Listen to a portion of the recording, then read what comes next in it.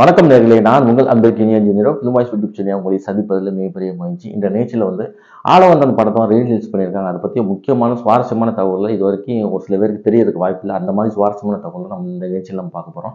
நம்மளோட நிகழ்ச்சி உங்களுக்கு பிடிச்சிருந்தா நம்ம சேனலை சப்ஸ்கிரைப் பண்ணுங்கள், லைக் பண்ணுங்கள், ஷேர் பண்ணுங்கள், கமெண்ட் பண்ணுங்கள், உங்களுக்கு தெரிஞ்ச நண்பருக்கு ஷேர் பண்ணி விடுங்க. சரி, என்னங்கிறத நம்ம டீட்டெயிலிங்க பார்ப்போம். சரி, இப்போ ஆளவந்தன் படம் 2001 வந்துச்சு தீபாவளி அன்னைக்கு. இந்த படம் மிகப்பெரிய ஒரு பொருட்செலவில் எடுக்கப்பட்ட ஒரு படம். அப்போ அந்த படம் எதிர்பார்த்த அளவுக்கு போகலை. ஆனால் அந்த கதைக்களமும் பெருசாக அந்த அளவுக்கு ரீச் ஆகலை, ஒரு புரியலை அப்படிங்கிற ஒரு விஷயம் போய்கிட்டே இருந்துச்சு. எனக்கே அப்போ அந்த படம் பார்க்கும்போது கொஞ்சம் புரியவே இல்லை, அப்படி ஒரு குழப்பமாக தான் இருந்துச்சு. ஆனால் டெக்னிக்கலாக படம் ரொம்ப ஒரு ஸ்ட்ராங்காக தான் இருந்துச்சு. டெக்னிக்கலாக இந்த படத்தில் எந்த குறையுமே இல்லைன்னு அப்போ சொன்னாங்க.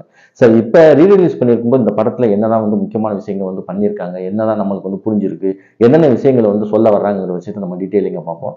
இந்த படத்தில் பார்த்தீங்கன்னா முதல்ல மோஷன் கேப்சர் கேமராங்கிறது இந்தியாவில் முதல்ல இந்த படத்துக்கு தான் யூஸ் பண்ணியிருப்பாங்க. அப்படிப்பட்ட ஒரு விஷயங்கள் ஃபர்ஸ்ட் டைம் கமல் அவர்கள் தான் இன்ட்ரோடியூஸ் பண்ணி வைப்பார். அதே மாதிரி ஆஸ்திரேலியன் கட்டிங் எட்ஜ் கிராஃபிக்ஸ்ங்கிற ஒரு விஷயத்தை இந்த படத்தில் சூப்பராக ட்ராவல் பண்ணி ப்ரொட்டேட் பண்ணியிருப்பாங்க. அந்த விஷயமும் இதில் தான் பண்ணியிருப்பாங்க.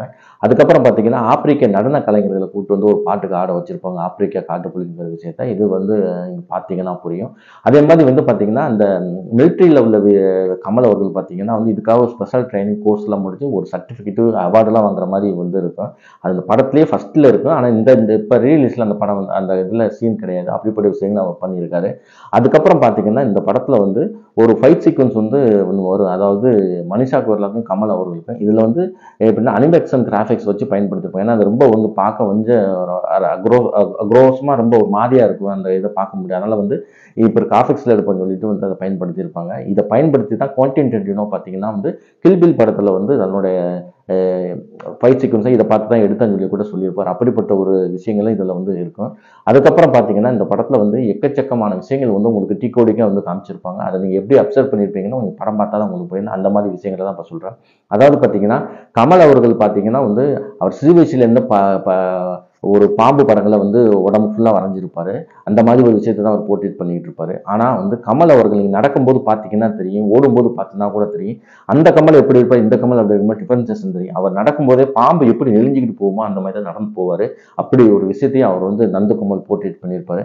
அதுக்கப்புறம் பார்த்தீங்கன்னா அவர் போட்டிருக்கிற கிளாஸ் ஃபிளிப் டைப் போட்டிருப்பாரு. அதாவது ஒரு கிளாஸ் உள்ளவும் ஒரு கிளாஸ் வெளியே வரும். அது எப்படின்னா இது என்ன சொல்ல வர்றாங்கன்னா அவர் ஒரு டைலாக் சொல்லுவார்ல, கடவுள் பாதி மிருகம் பாதி, உள்ளே கடவுள் வெளியே மிருகம் அப்படின்னு சொல்லிட்டு. அதாவது அவர் எப்போ கிளாஸ் திறக்கிறாரோ அப்போ அது கடவுள் குணம் தெரியும், கிளாஸ் மூடி இருந்துச்சுன்னா அது மிருக குணம் தெரியுங்கிறதா போர்ட்ரேட் பண்ண வந்திருப்பாங்க. அதாவது கமல் அவருக்கு ரொம்ப விருப்பமான நல்ல விஷயங்களை பார்க்கும்போது பார்த்தீங்கன்னா கிளாஸை ஓப்பன் பண்ணி தான் பார்ப்பார். அது தன்னுடைய சகோதரர் கமலை பார்க்க போகும்போதாக இருக்கட்டும். அதுக்கப்புறம் அந்த மனிஷா கொய்ராலாவை கொண்டுட்டு அதுக்கப்புறம் ஒரு விஷயத்தை பண்ணுவார். அப்போ ஓப்பன் பண்ணி பார்க்கும் ஒரு விஷயமா இருக்கட்டும். அப்பவும் சரி தான் கிளாஸ் ஓப்பன் பண்ணி பார்ப்பாரு. ஃபர்ஸ்ட் இதில் பார்த்தீங்கன்னா 2001 படத்தில் மிலிட்ரி கமல் அவார்டு வாங்குறத கிளாஸ் ஓப்பன் பண்ணி தான் பார்ப்பாரு. அப்படி நிறைய இடங்கள்ல தனக்கு தேவையான தனக்கு பிடித்தமான விஷயங்களை பார்க்கும்போது பார்த்தீங்கன்னா அவர் கிளாஸ் ஓப்பன் பண்ணி தான் பார்ப்பார். அவருக்கு எப்போ கொடூரமான மூக்கமான குணம் வருதோ கிளாஸ் ஓப்பன் பண்ணி தான் இருக்காது, க்ளோஸ் பண்ணி தான் இருக்குது. அது எப்போ பார்த்தீங்கன்னா ரவீனா டாண்டான துரத்துற சீனு, அவங்கள தேடி வர சீனு, அந்த மாதிரி எக்கச்சக்கமான சீன்கள் அப்படி தான் இருக்கும். அது நிறைய இடங்கள்ல உங்களுக்கு ட்ராவல் ஆகிட்டே இருக்குது. நீங்கள் பார்த்தீங்கன்னா உங்களுக்கு புரியும். அதே மாதிரி பார்த்தீங்கன்னா ஒரு லிஃப்ட்டில் கொலை பண்ணுறதுக்காக கத்தியை வச்சுக்கிட்டு இருப்பார். அப்போ திறந்துருக்கும், க்ளோஸ் பண்ணியிருக்கோம். அதுக்கப்புறம் அந்த ஒரு கத்தியை வச்சு குத்தி ஒரு பெண்மணியை கொலை பண்ணிடுவாப்புல, அந்த ரத்தம் ஓடிக்கிட்டு இருக்கும். அப்போ பார்த்தீங்கன்னா கண்ணாடி திறந்து பார்ப்பாரு. அப்படிப்பட்ட விஷயங்கள் நிறைய இடங்கள்ல இருக்கும். நீங்கள் பார்த்தீங்கன்னா இந்த மாதிரி காட்சி அமைப்புகள் உங்களுக்கு நிறையவே புரியும். அதே மாதிரி பார்த்தீங்கன்னா இந்த காயின்ஸுங்கிற ஒரு மேட்ரு இதில் ரொம்ப ட்ராவல் ஆகிட்டு இருக்கும். அவங்க அந்த காயின்ஸ் தான் அவரோட வாழ்க்கையை தளத்தை மாற்றி விடும் அப்படிங்கிற ஒரு விஷயத்த அதில் சொல்லியிருப்பாங்க. அதாவது அவர் சிறு வயசுலேருந்து கடைசி எண்டு வரைக்கும் காயின்ஸ் எங்கெங்கெல்லாம் வேலை செய்யுங்கிற ஒரு விஷயத்த சொல்லியிருப்பாங்க. அதாவது மனுஷா கொய்ராலாட்ட பேசுறது, அந்த விஷயத்தில் ஒரு டயலாக் ஒன்று வரும். அப்பவும் காயின்ஸ் தான் போட்டு பார்ப்பாங்க. அது அவர் சிறு வயசுல இவர் பிரியறதுக்கு அந்த காயின்ஸ் தான் வேலை செய்யும். அதுக்கப்புறம் பார்த்தீங்கன்னா அவர் இறக்க போகிற டைம்லேயே அந்த சிலிண்டர் வைக்கிறதுக்கு முன்னாடி பார்த்தீங்கன்னா ஒரு சிலிண்டர் காயின்ஸ் போடுவார்.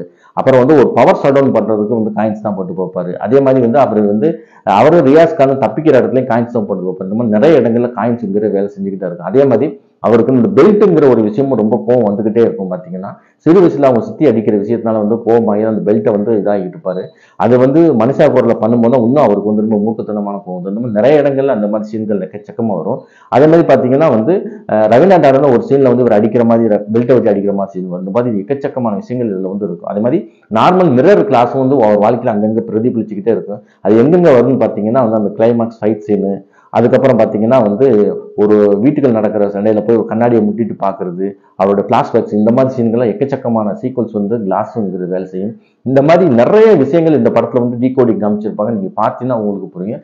அந்த மாதிரி மிக முக்கியமான விஷயங்கள் வந்து இந்த படத்துல ரொம்ப சூப்பராகவே பண்ணியிருப்பாங்க.